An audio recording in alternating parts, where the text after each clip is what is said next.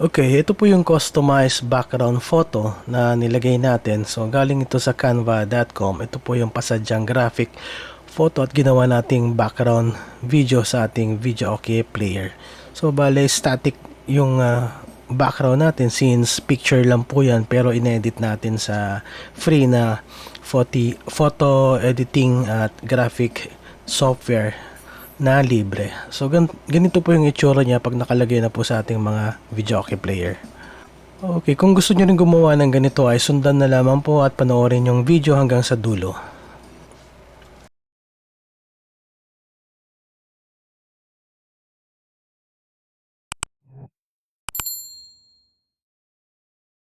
Welcome back sa Chubbable TV at panibagong video tutorial na naman. So sa video na to ay i-demo ko lang na mabilisan kung paano gumawa ng background photo sa ating mga tjmedia Videoke player. So sa puntong ito ay i-demo ko kung paano gumawa para sa tjmedia Maestro. So mabilisan lamang po itong video na to. So samahan nyo ako. Tara. So sa video na to ay kailangan natin ng free online graphic editor or graphic maker na platform. So, online-based po ito gaya ng canva.com. So, may mga iba pong katulad na platform na similar dito, pero dito po ako sanay sa canva.com. So, make sure lamang po na meron na kayong account o kaya mag-sign up kayo for new account para makasunod sa tutorial na ito. So, pag meron na kayong account ay mag-login kayo at i-click nyo na lamang po yung create a design. So sa puntong ito ay kailangan po natin gumawa ng custom size. Kasi ito po ay itutugma natin sa video resolution ng tjmedia Maestro. Kung meron kayong ibang player gaya ng 306p Supremo ay iba naman ang video resolution nun. So sa tjmedia Maestro ay gagamit tayo ng 720 by 480. Ito po kasi yung video resolution ng Maestro. So, i-click nyo na lang po yung create a design. So, since online platform po to ay depende po sa internet nyo, yung bilis ng internet nyo, yung loading ng page po. So, in my case, nagkakaroon po siya ngayon ng issue sa internet at mabagal mag-load. Okay, pag create nyo po ng bagong design na ito na po yung interface. Sa left side naman makikita nyo yung mga template o yung mga ready to use na design. So, pwede mong pumili ng iba, ng kahit ano dito, depende sa taste nyo at i-edit nyo na lamang po. So, for the sake of demonstration, gagamit na lang po tayo ng template at i-edit natin ng mabilisan. So, kunwari, ito po yung napili nating template. Hindi. I-delete po natin yan kasi may ano po yung may bayad yung napili nating template. So, pipili tayo ng libre na template. Libre na background, libre na template, ganyan. Yung wala pong bayad. So, gagawa lamang po tayo ng template na ganito. I-edit pala natin template. Kunyari, happy birthday. Yan. Medyo lakihan natin ng konti yung font.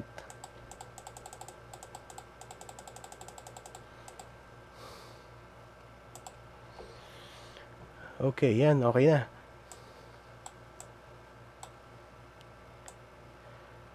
So, ito po yung magiging background photo ng ating Videoke player. So, since picture po to, magiging static lang po yung display niya. Pero, pagka nagpaparenta ka ng Videoke, kaya may bisita ka sa bahay, may kaganapan, may birthday. So, okay na rin tong pampakwela ng konti. Diba?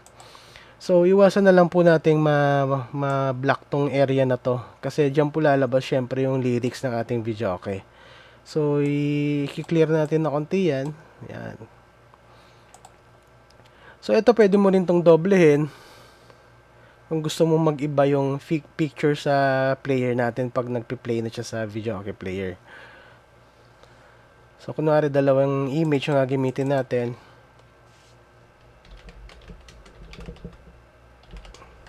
Yan. Okay, kapag kontento na kayo sa nagawa niyong graphics ay pwede niyo na 'tong i-download at pagka-download po ay pipiliin lamang po yung JPEG version ng file at kasi yan po ang gustong version ng tjmedia encoder. So, ipiliin lamang po yung JPEG at piliin nyo din po yung image na gusto nyong i-download. So, ito po yung gagamitin natin sa background photo ng ating tjmedia player. So, i-download na lamang po yan.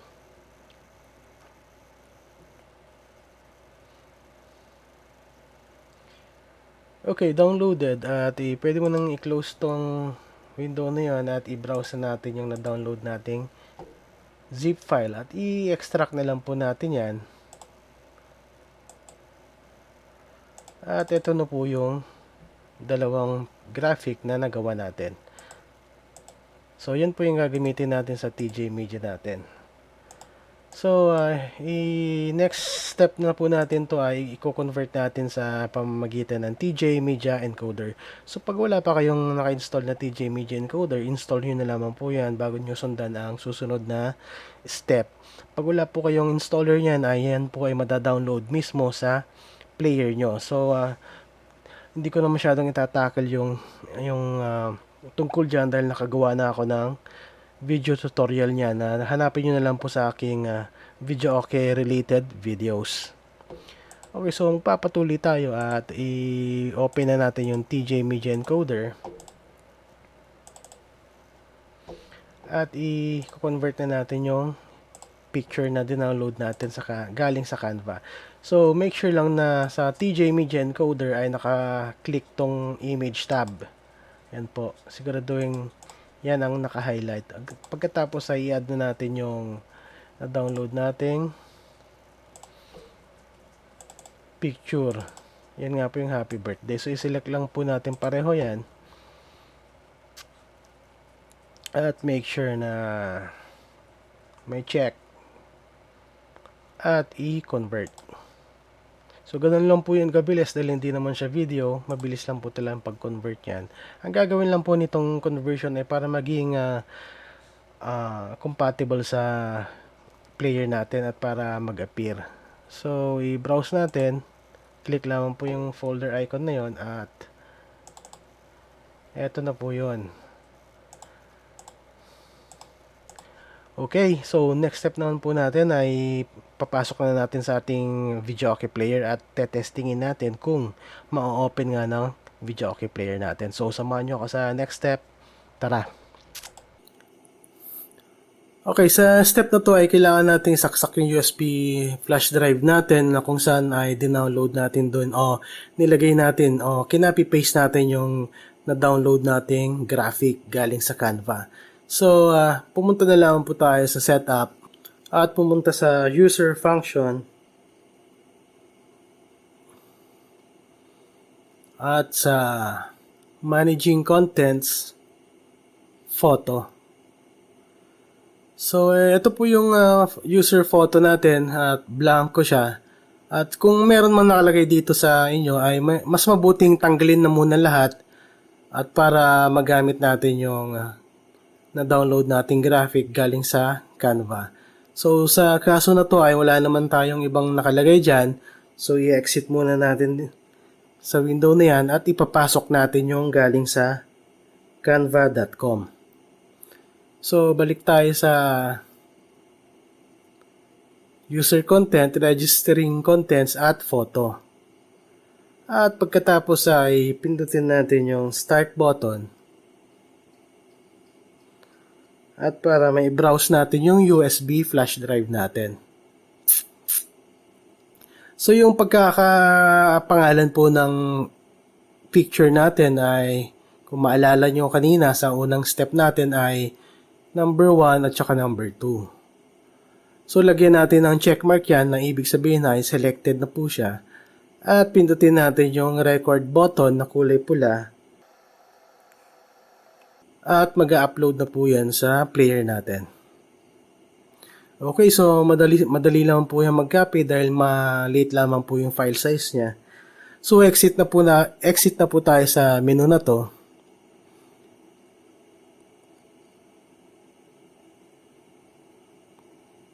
Okay. Pagkatapos pindutin na natin yung BGV sa ating remote control at itatapat natin sa photo.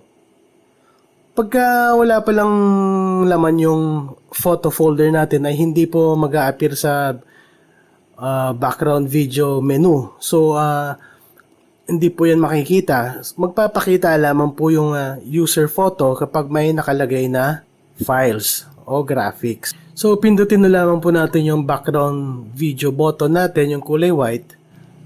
Boom. At pindutin ulit hanggang mag-scroll to the right siya.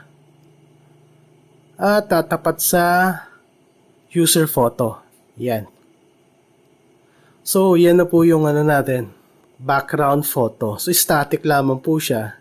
So, dalawang image po yung in-upload natin. Ayan po, nagpalit na siya ng enjoy singing, happy birthday, enjoy singing. So, magta-try tayo ng song para makita natin kung ano yung itsura.